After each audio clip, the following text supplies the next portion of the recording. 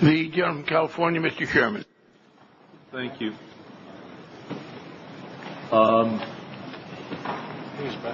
We've got a lot of people. Well, thank you.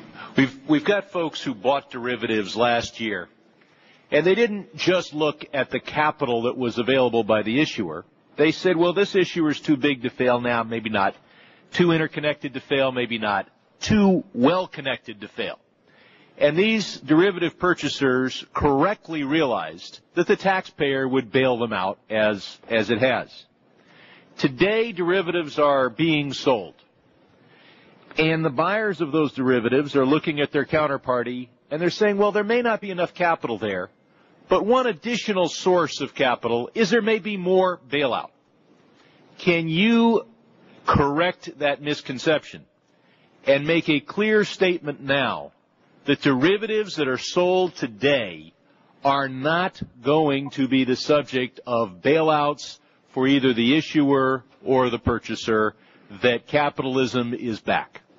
Congressman, I think I understand your concern, and I believe I share its fundamental premise, that if we are going to be successful in creating a more stable system, we have to make sure that we address and reduce the moral hazard risk produced by the interventions of this crisis. Mr. Secretary, even before we create a new system, I'm talking about today, literally today. Can you tell people who are buying derivatives today that they can't look to the taxpayer for any kind of bailout should the issuing party be unable to? Again, Congressman, let me just start with your premise.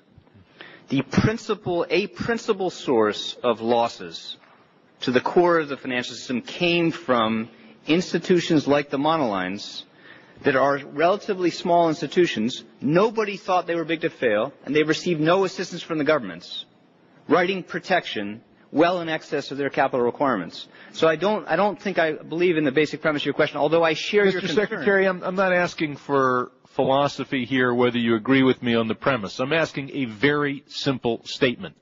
Is it at least theoretically possible that a derivative issued today will be subject to a bailout tomorrow?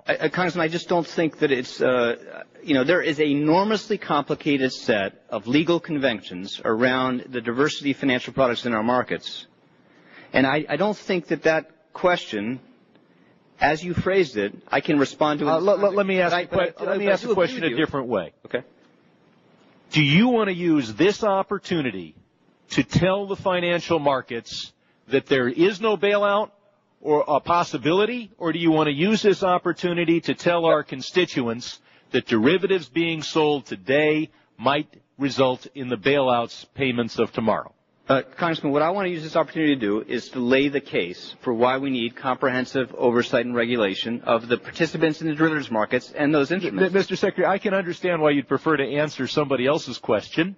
I get 4 minutes. It's a very simple thing. You can ask it different ways if you want, but what you're asking I want a yes or no answer. No, I'm not going to answer it that way, because what you're asking me to do is to give an irresponsible answer to a complicated legal question around enormous financial, and I'm not going to add to it. What you're basically saying is that you think it would be irresponsible to tell people that derivatives issued today are not possibly going to get a bailout. No, I'm not prepared to answer that question that way as it was framed, but I'll be happy to talk to you about this at any length you like and try to make sure we come to a better understanding about the legal complexity. I look forward to those discussions. Thank you.